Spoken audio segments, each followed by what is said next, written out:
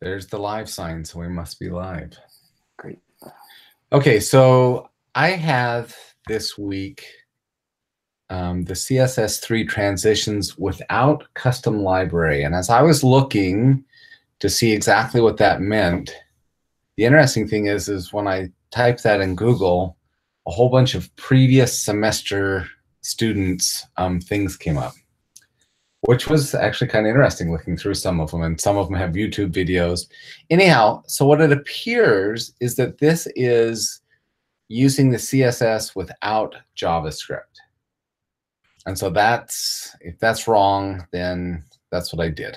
But that appears to be what everybody else is doing. So let me go ahead and share. Screen one, yep. Can you guys see my screen? Yeah. Okay, so this is transitions, and there's transitions, there's transforms, and there's animations. And I tried to stay away from most of the transforms and absolutely all the animations, but there's a couple things I use down here that are a little like transforms. So the two things that, well, actually, let me show a couple of the things here, and then we'll go back to my notes here. So this is CSS with no transition. You just see it's just there. And if you come down to with the transition, it makes it much smoother. So that's the main difference in using a transition. And I'll show you some of the different transitions. So when you're doing a transition, you have to pick a property, and it can be one or more that you're going to use, and a duration. These two things you have to do. Now, there are other things you can do, but you must do at least a property and duration. And then there's the shorthand you can use when you're actually doing it in your CSS. So then again, here's the transition, property, duration, and then timing function, which I'll show that in a second, and delay. And those are the two optional ones. And this timing function can actually be some built-in ones, or you can actually write your own. And in a lot of the examples you'll see on the internet, you'll see, so this is the transition right here. And you'll see these other things like this, MS and O and Moz and WebKit. And I guess when this was first coming out, when CSS3, and they had not completely defined all the standards, different browsers could choose to implement it their own way. And then if it changed, you didn't have to change until it became a standard. So WebKit was for Safari and for Chrome, and Mozilla was for Firefox, and this was for Opera, and this was for Microsoft. But as I went back and looked, I mean, every time they use these were super old versions. So for example, Chrome version 26, and I don't know, we're at 40 or 70 something right now. And for Microsoft, it's the older versions. And then for Safari, it was version 3 to 6, and we're on version 12. So everything I read now said you don't need to do this anymore because all of the browsers support it. And so in my code, I did not use any of those at all, but I'm just putting that in there because if you go out and look for examples, you'll see a bunch of it, and depending on when they were created, and you don't need them anymore. Okay, so talked about this hover with no transition, and then here's a hover with, and I'm just going to show the HTML code right here. So as far as the HTML, it looks the same, right? But then what's the difference is in your CSS. So here is the bar, you'll notice, and it just has, here's the width, which is 100, and then when I hover over it, changes the width to 600. And so that's why it goes to across the screen there. And bar 2, that's the blue one. You can see because it's the blue here. Notice here I've got this transition. So I'm transitioning, and the property is width, and I'm saying do it in 2 seconds. So now we're still going from 100 to 600, but we're going to do it in 2 seconds instead of instantaneously. So that, again, if you look here, so that's this or that. Then there's other kinds you can do as well. not just hover. Hover is the most popular, but there's other kinds you can do as well. So when it's active, so on this one, I actually click down on the mouse, and then as soon as I let up on the mouse, it works just like the hover, except you actually have to click into it. And so again, if you look in the CSS, bar 3 here, you see the widths are the same, you see the transitions the same, but the difference here is instead of hover, it's active. And so when you click on it, that's what makes it active. And there are other things you oh, go ahead. Sorry. No, fine. Is that a single click or are you holding it? Yeah, click and holding. Gotcha. That's cool. Yep, click and holding. In fact, good question, because here in the form fields, when you click into them, you can make them expand, or you can make them do other things. Change, I could make them change properties if I wanted. So these are both form fields, and this is a text box, and you can see when I click into each one of them. And so that one is a click, right? And so again, in the form fields, focus. So that's for focus. So the other one was active, and that's when you actually click in and don't hold it. And so it does the same thing again. Here I've got my input fields, and you'll notice, of course, with this CSS, you can do more than one type, the input for the fields and the text area.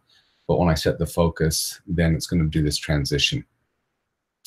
And on this one, so again, if you come back up to these ones, you'll notice I had width and 2 seconds and width and 2 seconds. Here is one of those first ones where I've done the optional timing function. This one's called ease, and I'll show that in a second. But here's width. We're going to do it in 1 second, and then we're going to use this timing function. And so that's these right here. Okay, so then the other thing with transitions is there's different timing mechanisms. So this is a duration. And on my, so these are down here on the balls now, or the balloons. I'm hovering over them. Again, this is going to be a hover, and I'm going to make it 3 times as large. So now, and I could have said width, but I'm just going to say all, because really, since it's round, right, I need to be height and width.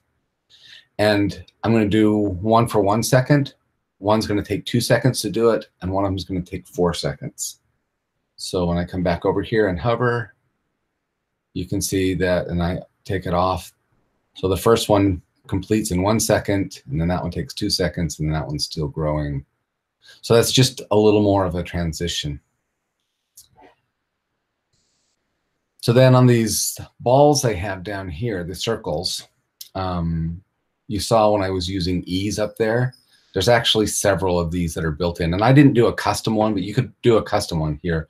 There's linear, so it's the same speed all the way across. Ease slows into it, and then slows out of it. And then there's ease in, ease out, and ease in and out. And if you watch on these balls down here, as soon as I hover over them, you can see that. So this is the linear ease, ease in out. They're all exactly the same time. They're all 1.5 seconds. But just depending on which one of those you choose, you can see how they all move at a different pace. Some of them start quicker, some of them end quicker. Okay, and then the last thing here, down here, is the time is the same, but there's a delay. So on these, so these actually take longer up here, but down here, they just start. This one starts, and that one starts, and that one starts. So there's a delay, again, when I hover over it. And this one will start immediately. This one waits 1 second, or half a second, and then this one waits 1 full second before it. And that's done by a time. So again, transitions all, how long is the transition going to take? 1.3 seconds, but then we wait. So that's transitions. Any questions? No, that's awesome. This is like the good stuff, you know? Yeah, it's the fun stuff. I read something somebody said. They said, I don't know how useful these are, but they really sparkle. They, you know, they do all sorts of things to your website just to make it or bring attention to it, or something else when you hover over it. Yeah.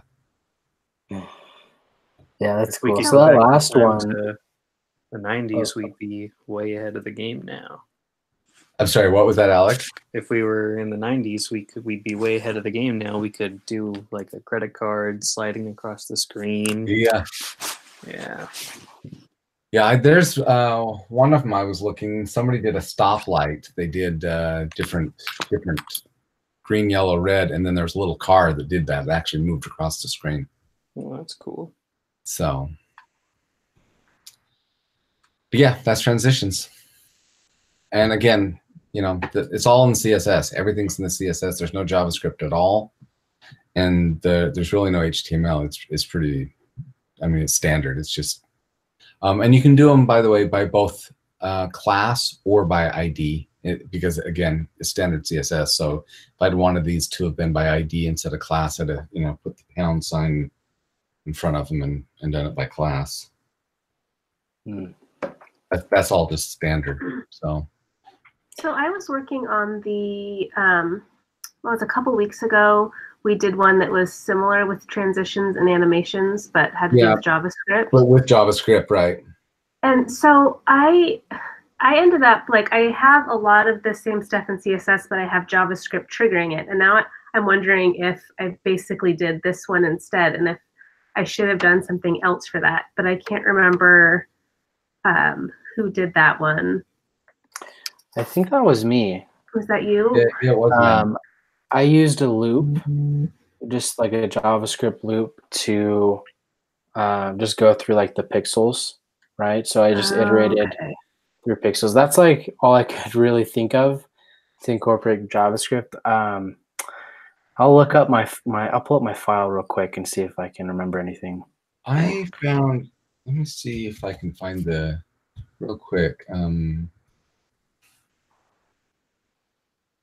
I found one that it was kind of a cool one. That's not it. It had a spot kind of like yours, but instead of moving it, and again, it didn't use a for loop, but it used a function when you clicked into it, right? It was a sun in the daytime, so it was a yellow circle and a blue, and then when you clicked on it, it went to white and the blue went to black, and then it was the moon, right? And so it didn't move at all. But again, it was a function to click that went in and then changed the color from yellow to white and from blue to black. Yeah, and that's what I did because that other one had the JavaScript, and so I have a button that like they have to click to make anything work, right? And then it calls JavaScript, which then basically just changes my class basically, so that it then does the CSS stuff. Yeah, and I was doing the same things. Yeah, see, I have this one right here. Am I still sharing? Yes. Yeah, see, it's the same thing. Oh, see, it's broken right now. Yeah, no, there it goes. See, and that's just a function that's doing the same thing, right? Instead of doing the mouse over. But yeah, I mean, I can see why you wouldn't want to use JavaScript for some of these things. Some of them are super. So are you just doing a loop in that one then to grow the width? No. Just a second. Nope, not that one. Hold on one second. I gotta go find it. It's not the transformation. That one? No. I think it's that one. But, oh, no, I know where it is. I was going to say, I didn't move it yet to it's still inside my HTML. I always do it in the HTML first and then move it over to the JavaScript. So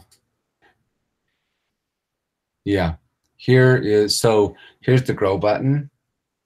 And I did the same thing that Matt did with that set interval. Oh, okay. And then in there you call a function, and here I call the function. So I just said, look, I was doing almost exactly the same thing Matt did. As long as my width is below 600, increase it, and then increase the style. Okay. And then the only other thing I did is if you're at 600, disable the buttons. And then the same, it's the exact same function on the other side. For the shrink. For the shrink. In fact, I was trying to figure out, this is a callback function. I was trying to figure out how to pass it a variable so I could do either or in the same, because they're exactly the same. And so instead of having them twice, I was actually fiddling with this to see if I could pass variables. And I think you can by making it a virtual function so that I could actually say make it bigger or smaller depending on which way I passed it, right? Yeah. Huh. Yeah. Okay. Yeah, it's funny. You would think that we would do like just the CSS first, and then Yeah. incorporate JavaScript later because it seems a bit more complicated. Yeah, I agree. That's what I was starting to do this one, and then I went, wait a minute, I don't think this other one is doing JavaScript, and so then yeah, it's much easier without it. Right. Well, it looks like I made the other one more complicated, but at least I'll still need it. Just move it over. Yeah. Well, cool. Well, I'll stop the recording. Thank you, sir.